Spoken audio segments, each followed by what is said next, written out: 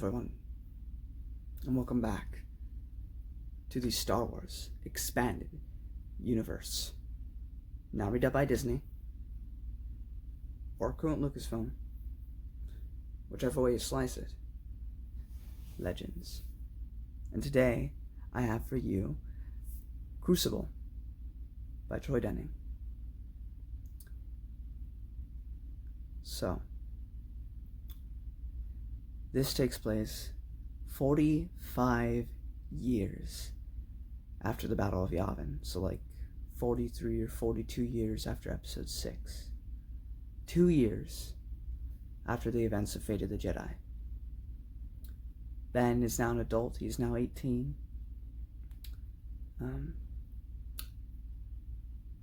Luke has not been up to much, as he's still healing from the events of Fate of the Jedi. But he has sent out many, he sent out a group of, I think, like 10-something Jedi to go search for the planet from the Clone Wars TV show episode, the Mortis arc, with the Ones, where Anakin and Obi-Wan Kenobi go and find the planet. That's where Abeloth comes from, is from those characters, the Ones. And there are 10 Jedi searching for that. One of those Jedi is currently missing. Tahiri Valley and Ben Skywalker are searching for her. Han and Leia are supposed to be meeting up with Lando for something, because Lando said he needed help. And we'll, that gets into the meat of the book. And that's about it. There are criminal organizations rising up, again, some weird cults, and yeah, I'm just there's other stuff to talk about, but the big thing with this book, what this was supposed to be, was the real passing of the torch. We've had Jaina, we've had Ben. Before we had Jason and everyone, but of course, now we can't use them because they're dead. But this is supposed to be the official passing on of the torch. Luke and Leia, being Jedi, despite how old they are, they can still hold their own. Because look at Yoda, who's 900 years old and he's still kicking butt, or something like that, right? He's really old. But even then, there comes a time when you just have to stop. And especially for Han, who's 10 years older than the both of them, and isn't a Force user. And yet he's still, pretty awesome, even now, 45 years later. But eventually, you gotta stop. And so this was meant to be the story that would really finally put the characters in the movies in the background. Like, they'd still be around, they're not dead, but they wouldn't be the focus anymore. They really would go away in the background and let Jaina and Ben and Tahiri and other characters finally just take the spotlight and become the center focus.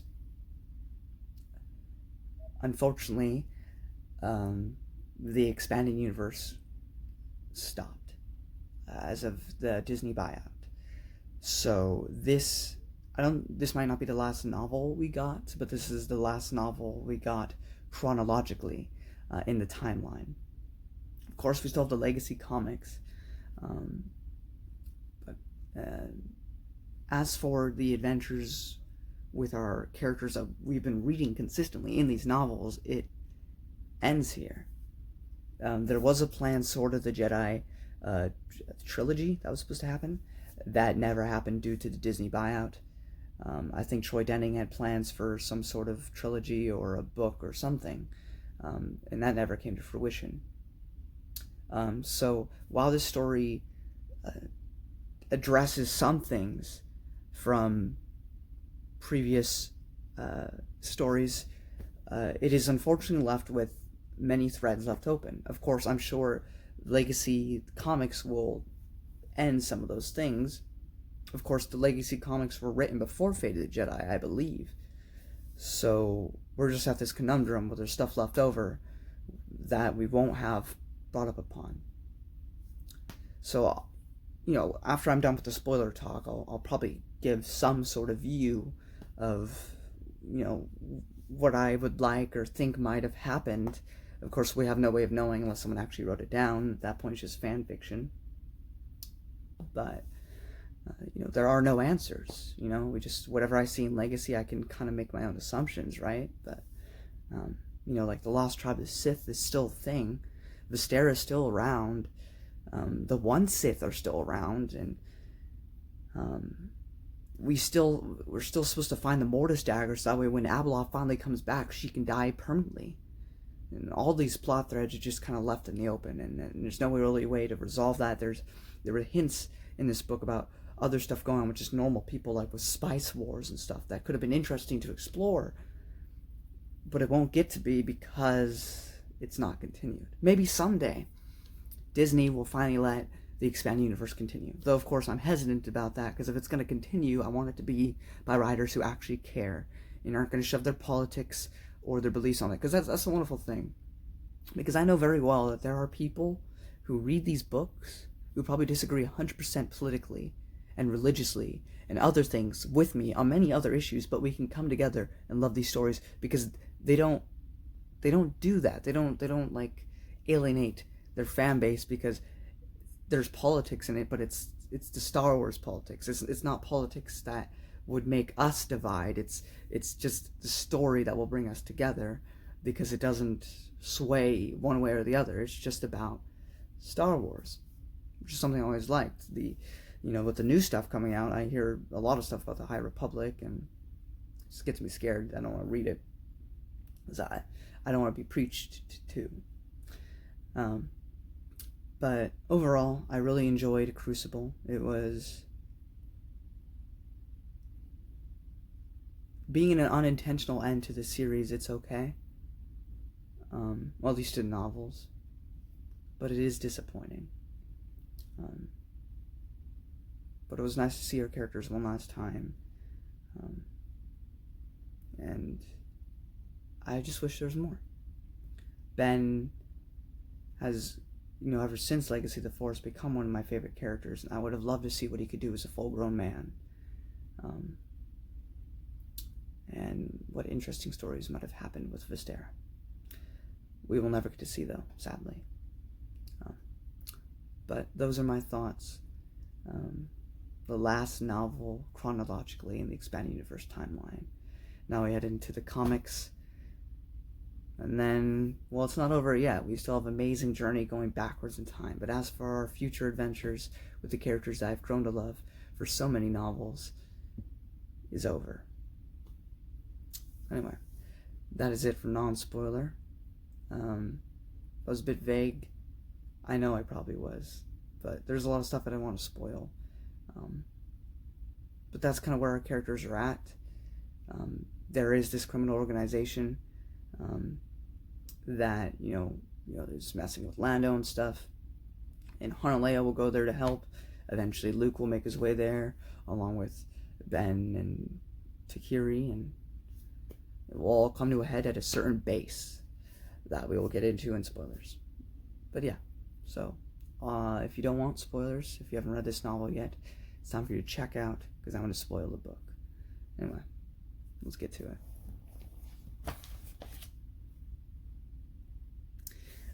The beginning of the book, it was a little training session, but I mention it because it was a Togorian that they were training. It was cat people from the Han Solo trilogy by A.C. Crispin, which with Morg. I love that character. He was a great before Chewbacca. But they mention that his pride is why he can't become a Jedi. I like it because Luke's talking about we can't train this guy. Look at what happened with Jason. We can't do this. Then of course Cornhorn's like, can we really condemn him from ever learning if just because he's showing signs? Like, Shouldn't we? Isn't that what we're here for? To teach him to be better? And so Luke kind of tests him by, trying to see how his response will be. And he finally realizes, oh, it's my pride. That's why. And so he accepts going back basically to square one without a lightsaber, without anything, and having to relearn everything again. And he humbly does that because he realizes that his pride was the big reason why he failed. Otherwise, he would have, succeeded in his lesson, but he had too much pride. So, I just thought it was a good scene. It probably was mentioned in Fate of the Jedi, but I guess I kind of forgot. Luke suffered rib and lung damage from Abeloth, so he's currently still healing from that, as I said in non-spoiler. So it's just kind of, weakened him slightly. The Hutts and the Yaka, whatever those things are, because I forget things, they're having a spice war, apparently. Like, that's just going on in the background. And there is an old Falleen, like the guy that ran the Black Suns back in the day during Shadows of the Empire. Yeah, well, one of his race is using pheromones and having a cult in this church. It's crazy.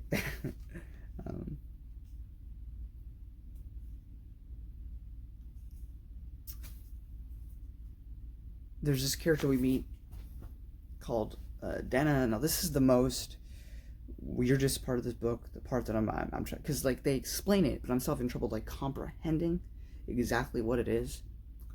So Dana is not a clone. She is not a robot exactly. She is some sort of synthetic thing that is created, that is forced to obey. Is forced to obey to get these vials to survive, because if she doesn't take these things like once a week, she'll die.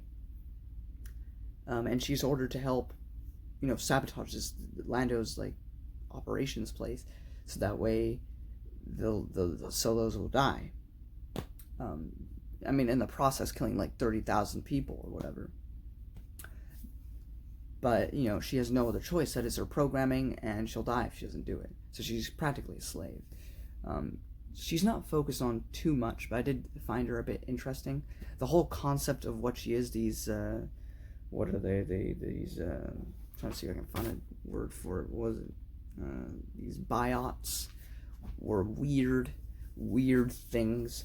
I don't know if that was planned to be like a bigger thing down the line. It was just, I couldn't really understand what they were, but she was still, thought she had a good little arc. Sabotage for Lando and Han and Leia, and Han and Leia are injured, both in a coma.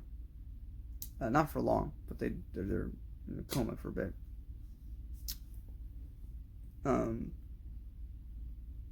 Right, and then the organization that wanted to buy out Lando's base of operations, or he's currently doing stuff, is Galactic Syndicated. But of course he refuses, and that's what causes but they're also working with the Sith, with a single Sith, not the Sith, because they're working with Vestera, which we'll talk about later. What I like about this next thing I'm talking about, is we get to see Ben and Tahiri, what they've been up to. We don't get much of them in this book, sadly, but they do have this scene where they're in an action scene, right? And guess what? Ben's a really good pilot, like his father, and his grandfather before him, and his uncle Han. And what does Lando say? Lando, who knows all these good pilots and stuff, Wedge, Antilles, everyone. Lando even says, I've never seen flying like that. That's high praise. Coming from Lando, that's some really high praise. So I just thought it was cool that the Skywalker bloodline runs strong with the great pilots.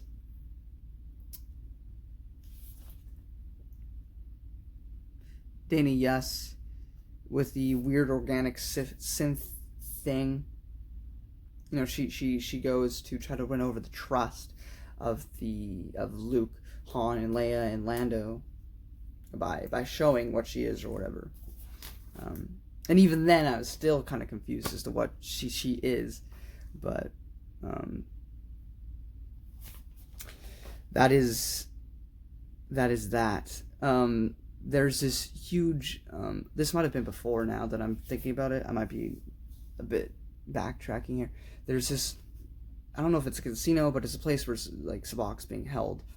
And Luke and Leia are, I believe, pretending to be Twi'leks. And Mirtha Gav, who is Boba Fett's daughter, is still looking for a cure. And what I like is that it seems like they're kind of setting her up as like the next Boba Fett, because she's not as experienced as Boba Fett. So she's in a lot of situations in this where Boba Fett simply wouldn't. Like, since she's a woman, she can dress up in a dress and kind of like do that around this, a gambling place to scope things out and whatnot. You wouldn't see Boba Fett do that, one, because he's a dude, and two, because he would just walk in there. That's what he would do, usually.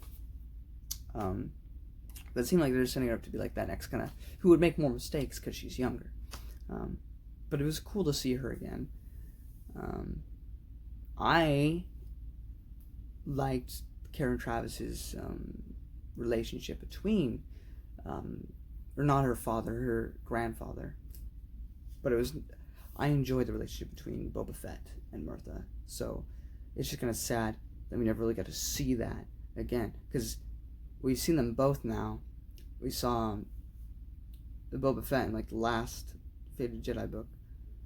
But we haven't seen them, Mirtha and him, together, which is kind of disappointing, but whatever. Han gets captured, of course. And this was my favorite scene of the book. I'm kind of sadistic, I guess. Why is it my favorite scene? The Sabach torture with Han. It was like this Sabach torture for answers, and they had like these things inserted into his skull that would shock him if he, didn't do what they wanted. And they just said, really hurtful things, just to get under his skin. They specifically ask, how did you feel when Chewbacca died? His best friend, his brother. They ask him about that, which is crazy, because it's been so long now since that, but it still hurts to hear that. And then, again, after that, he says, and this was like, oh my gosh, like, that's, wow. Because then they say, hey, so why did you sulk and cry for so long over Chewbacca, but not your own son? Like he literally says in the book, or not says, but in his head, Han's like literally twisting the knife in my gut. And then after that, he says, and then again, why did you love your son Jason less than Anakin? Just put it fully in there. Like, that was, they were jerks for saying all that stuff. That was awful. But yeah, it was a good scene though.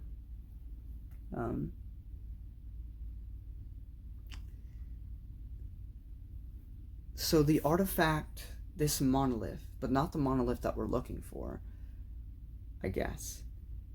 I don't know how many of these things there are.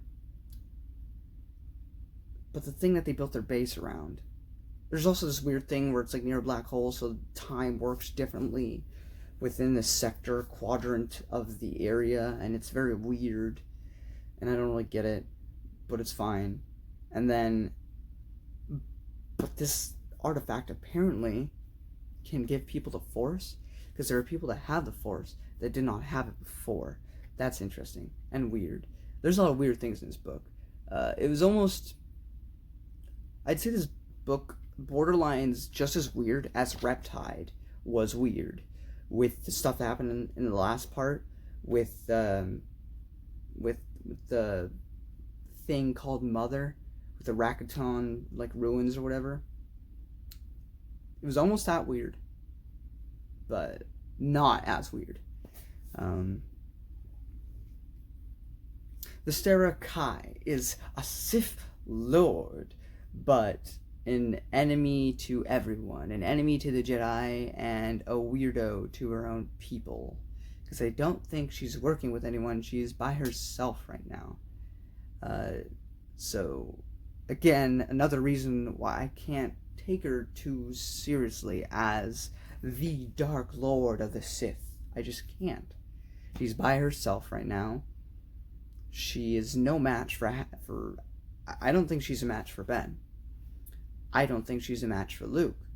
I don't think she's a match for Leia. I think she would get absolutely destroyed. So I don't think she's worthy of the title of Dark Lord of the Sith.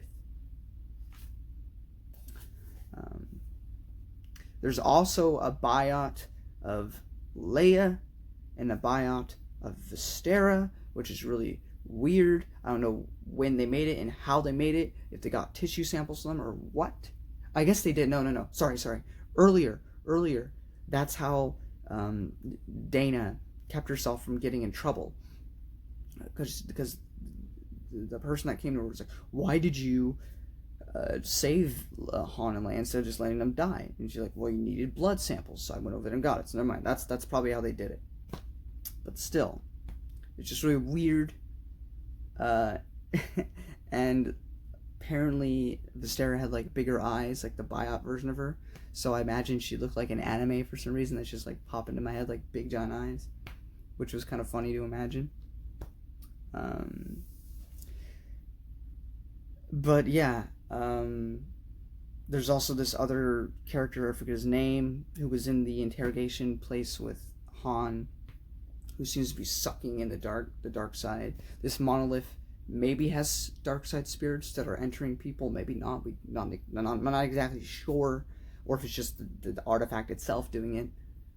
But it can grant powers, but it's usually the dark side. And so the main two bad guys who are brothers, Marvid and Cathysis, they gain force powers, so Luke and Leia have to destroy them. They manage it. They think they're dead for a bit. They're not dead. They come to the realization that the Force wants our big three characters from the original trilogy to take a break, to take a rest, to let our newer heroes take the center focus. And so that's what they learn, that's what they have to do. And so they leave with everyone else. They blow up the whole site so that way no one can mess with it. And then we end the book with all of them just hanging out and Lando saying cheers to everyone. And that's basically the ending of the book. Now, again, like I said, as an unintentional ending, it works pretty okay. But it clearly had so much more to talk about. And I'm just sad we won't get to explore that. As for the loose threads, what I think, until I get contradicted because they actually continue Legends, but assuming they never continue it, I imagine they find the Mortis dagger.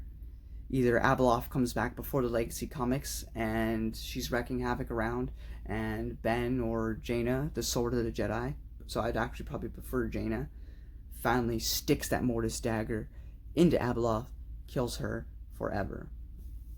And if not then it's sitting somewhere at the Jedi Temple, and Darth Krayt will have kept it because he knows what a threat she is because he helped Luke in Fate of the Jedi, and so that could be a future comic book, maybe. I don't know. As for Vestera Kai, what I would personally like is, because it's like poetry, it rhymes.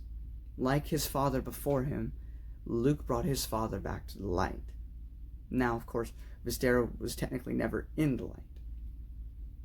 But I would like, for me personally, especially because I like them together, I would like for Ben to, I'm sure they'd have conflicts and fights, but I want at the end, especially since I don't even really take her seriously as a Sith Lord, for her to join the light side and marry Ben Skywalker.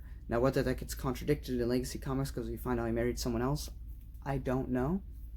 But if we don't know that, then I would like, in my headcanon, until such a time as we finally get more EU stories, which I would love, then yes, screw every one of my ideas, just make more books. I don't care what happens, I just want more of it. Although I do think that would be good, but no matter what they did, it would be good. But until such a time, my idea is that eventually Vestera Kai does turn light and becomes a Jedi Knight, and eventually Jedi Master with Ben Skywalker, and becomes Vestera Skywalker. As for the rest of the Lost Tribe, I think it would be a similar thing with the Vong, where not exactly, I'm just saying, like, the shamed ones were a separate sect, and they ended up, praising the Jedi and stuff. So I think what you can maybe do is maybe have a portion of the Lost Tribe of the Sith integrate with normal society and decide they don't want to live the Sith life anymore, maybe because they experience, like Vestera did, the outside world, and they realize, we like love, we like peace and happiness and all that, whatever. And then you have the rest of them, they fight, but then also, on top of the Jedi fighting whatever Lost Tribe of the Sith wants to keep on fighting, remember this though, there's also the one Sith, they're still around, they're who we'll see in the next comics. So maybe, kind of like Darth Bane, when he went around killing the Sith Lords because he wanted the rule of two, perhaps because Darth Krayt doesn't agree with the Lost Tribe's whole mentality, he actually sends out strike teams once in a while to actually attack the Lost Tribe. Now, why would he do that necessarily? I'm not sure. I'm not a writer, but I think that would kind of make sense. So, on the one hand, you have the Jedi attack you on one side, you have the one Sith attack you on the other. So you have both these things clashing. Eventually they die out, and the remainder of the Lost Tribe integrate into society and become good guys. And I think that would tie up most of the loose threads, besides Abeloth, of course, unless she has been killed at a future point in time. And then that can lead the way to finally the Legacy comics, which I don't know much about other than Darth Krayt and the one Sith. And that Cade Skywalker is a druggie. So, that is my ideas for what may have happened in that span of time. Also, there might have been, I like the idea I've heard from other people about a story with the Hutts and them trying to grab power and doing stuff with the Spice War and whatnot, and maybe the Jedi have to intervene with that. That could have been interesting too. Another book with Anzadi, because I heard there were ideas for that, and the Anzadi are freaking creepy. So more of them is a terrible time, but also a great time. But yeah, so those are my thoughts for what may happen in between this book and Legacy. Let me know if you think my ideas are really stupid, or you're like, yeah, I like some of those. I don't know. That's just some of my thoughts. I would happily take another novel that completely goes against most of my ideas if it meant there was more legends, and as long as it was written well, of course. But that is it for my thoughts. I'm sad that we've gotten to the end of the novels for post Return of the Jedi content. And all we have left is the comics. I mean, there's still so much for me to explore, but that's all backwards, moving our way back to where we already are. But I can definitely say now, seeing as how we're getting past the Luke era and stuff, and we're going to be introduced to completely brand new characters besides Darth Krayt, I think I can say without a shadow of a doubt that Thrawn trilogy, even the Black Fleet Crisis, the Callista trilogy, the Hand of Thrawn duology, the Young Jedi Knight series, the New Jedi Order, the Darkness trilogy, the Legacy of the Force series, the Fate of the Jedi series, I can say Crucible, I can say without a shadow of a doubt that these stories far surpass what we got, in my opinion, with the Disney sequels. And the saddest part is, too, this even ended on a way to where those sequels could have worked perfectly if they stayed in line with the EU. But I'm glad. I mean, the sequel Disney movies were the catalyst that brought me to these novels and these stories. I never heard of the expanded universe. It was my disappointment. Episode 7, I looked at it with rose-tinted glasses because I had watched episode 1 to 6 on DVD. I mean, episode 3 came out when I was like 5. Maybe I saw it in theaters, I don't know.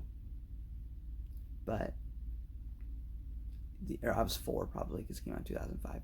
Anyway, it was the first Star Wars movie I could have seen in theaters and retain it and memorize it, or remember that I saw it.